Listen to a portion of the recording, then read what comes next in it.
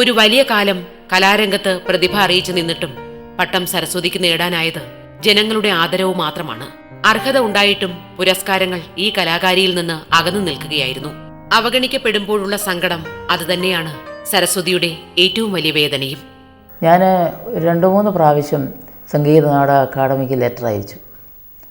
ഒന്ന് കാവാലം നാരായണ പണിക്കർ സാർ ഇരിക്കുമ്പം ലെറ്റർ അയച്ചായിരുന്നു.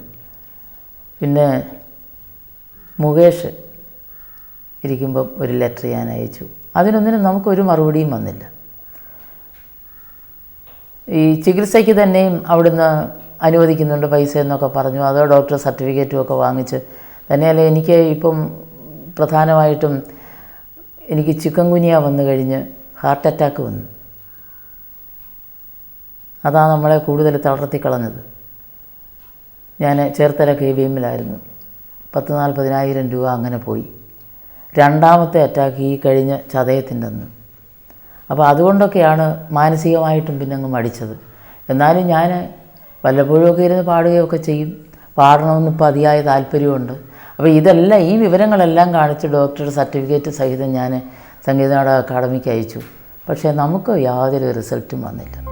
കലാകേരളത്തിന്റെ അഭിമാന നക്ഷത്രമായൊരു കലാകാരി ഇവിടെ രോഗങ്ങളോട് മല്ലടിച്ച് ജീവിക്കുന്നു. മരുന്നുകൾക്ക് മാത്രമായി ഒരു വലിയ തുക ചെലവഴിക്കേണ്ടി വരുന്നു. ഇന്നലെയുടെ ഈ താരത്തിന്റെ ജീവിത കഥകൾ ഇന്നിന്റെ കലാരംഗം കാണുന്നുമില്ല, അറിയുന്നുമില്ല. പെൻഷനും ഒക്കെ വാങ്ങിച്ച് ഇങ്ങനെ സന്തോഷമായിട്ട്, അതേ ഉള്ളൊരു വരുമാനം പെൻഷൻ, അത് വാങ്ങിച്ച് ഇങ്ങനെ സന്തോഷമായിട്ട് കഴിയുന്നു. പിന്നെ പെൻഷൻ കിട്ടിയിരുന്ന ഈ ഹാർട്ടിൻ്റെ അസുഖമൊക്കെ വന്നു കഴിഞ്ഞപ്പം ഒരു 4,000 രൂപ കൂടുതലാകും ഗുളികയ്ക്ക് തന്നെ. ഡെയിലി 11 ഗുളിക വീതം കഴിക്കുന്നുണ്ട് 3 നേരം. ഭയങ്കര വിലയുടെ ഹാർട്ട് അറ്റാക്കിൻ്റെ. അപ്പോൾ പിന്നെ അങ്ങും ഇങ്ങുമൊക്കെ 2-3 ചെറിയ ചെറിയ ബ്ലോക്കുകളും ഒക്കെയുണ്ട്. അപ്പോൾ കിട്ടുന്ന ആ പെൻഷൻ എന്ന് പറയുന്നത് നമുക്ക് മരുന്ന് വാങ്ങിക്കാനേ ഉള്ളൂ. പ്രണയ വിവാഹമായിരുന്നു ഇവരുടേത്. കലാകാരനല്ലെങ്കിലും കലയെ ആദരിക്കുന്ന ആളായിരുന്നു ജീവിത പങ്കാളി. മക്കളും കലാകാരന്മാരായത് ഈ അമ്മയുടെ സൗഭാഗ്യം. ഇവിടെ ഇന്നിപ്പോൾ ഈ അമ്മ ഒരു തീരാസങ്കടം നെഞ്ചിൽ പേറുന്നു. ഞാൻ തിരുവനന്തപുരത്ത് നിന്ന് ഹരിപ്പാട്ട് വന്നു. അദ്ദേഹത്തിൻ്റെ വീട്ടിലാണ് വാടകയ്ക്ക് താമസിച്ചിരുന്നത് കഥാപ്രസംഗത്തിന് പോകാനായിട്ട്.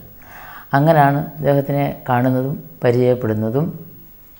ഞങ്ങൾ സ്നേഹിച്ചുള്ള വിവാഹമാണ്. 1972 ഞങ്ങളുടെ കല്യാണം ഗുരുവായൂർ അമ്പലത്തിൽ വെച്ചായിരുന്നു നടന്നത്. അപ്പോൾ അതിൽ ഞങ്ങൾക്ക് 2 മക്കളായിരുന്നു. അതിൽ മക്കൾ നല്ല കലാകാരന്മാർ തന്നെ ആയിരുന്നു. കഥകളിയൊക്കെ പഠിച്ചത്. എൻ്റെ മൂത്ത മകനാണെങ്കിൽ നല്ല പാടും, അതുപോലെ മൃദംഗം വായിക്കും. പിന്നെ കഥകളിക്ക് നല്ല ജ്ഞാനം ഉണ്ടായിരുന്നു. 23 വയസ്സ് ഉള്ളപ്പോഴാണ് അവന് ബൈക്ക് ആക്സിഡൻറ്റിലാണ് എൻ്റെ മോൻ മരിക്കുന്നത്. 1995 അന്ന് ഞാൻ സ്കൂളിൽ ജോലിക്ക് പോകുന്ന സമയത്താണ്. പിന്നെ ഇളയ മോന് അവനും കഥകളി പഠിച്ചതാണ്. 2 പേരും കൂടാണ് പ്രോഗ്രാമിന് പോയിക്കൊണ്ടൊക്കെ ഇരുന്നത്. കലാകാരന്മാർ തന്നെ ആയിരുന്നു. അദ്ദേഹത്തിന് പാടത്തില്ലെങ്കിലും കലയുമായിട്ട് വളരെ ഇഷ്ടമാണ്. കലാകാരന്മാരെ ഇഷ്ടമാണ്, കലാകാരികളെ ഇഷ്ടമാണ്. അല്ലെങ്കിൽ പിന്നെ എനിക്ക് ഈ കഥാപ്രസംഗത്തിനൊന്നും പോകേണ്ടതായിട്ട് വരത്തില്ലല്ലോ. അതിഷ്ടമുള്ളത് കൊണ്ടാണല്ലോ ആ ഫീൽഡിൽ തന്നെ ഞാൻ പിടിച്ചു നിൽക്കുന്നത് ഇപ്പോഴും. 3 പതിറ്റാണ്ട് കാലത്തോളം കഥാപ്രസംഗ രംഗത്ത് ഇവർ പെൺപെരുമ അറിയിച്ചു നിന്നു. പാട്ടുജീവിതം അത്രത്തോളം വലുതായില്ലെങ്കിലും പട്ടം സരസ്വതി എന്ന സംഗീതജ്ഞയെ ഈ നാട് അറിഞ്ഞിരുന്നു. പക്ഷേ ഇന്ന് ഈ കലാകാരിയെ പലരും അറിയാതെ പോകുന്നു. 28 വർഷം കഥാപ്രസംഗ ഫീൽഡിൽ തന്നെ നിന്നു. അതുകൊണ്ടായിരിക്കാം സംഗീതത്തിനോട് കൂടുതൽ അടുപ്പം കാണിച്ചില്ല, ഇത്തരം സന്ദർഭങ്ങൾ പോയത്. ഇപ്പോഴും അവസരം കിട്ടിയിരുന്നാൽ എനിക്ക് പാടാനും പിന്നെ കഥാപ്രസംഗം പറയാൻ ആഗ്രഹമുണ്ട്. പക്ഷേ ആ ഫീൽഡ് വിട്ടു. പക്ഷേ സംഗീത കച്ചേരിയോ ഭക്തിഗാനസുതയോ ഇപ്പോഴും പോകാൻ തയ്യാറാണ്. നമ്മളെ ആരും വിളിക്കുന്നില്ല. കാരണം പുതിയ തലമുറകൾ ഇങ്ങനെ വരികയല്ലേ. അപ്പോൾ പിന്നെ പഴയ ആൾക്കാരെ ആർക്ക് വേണം?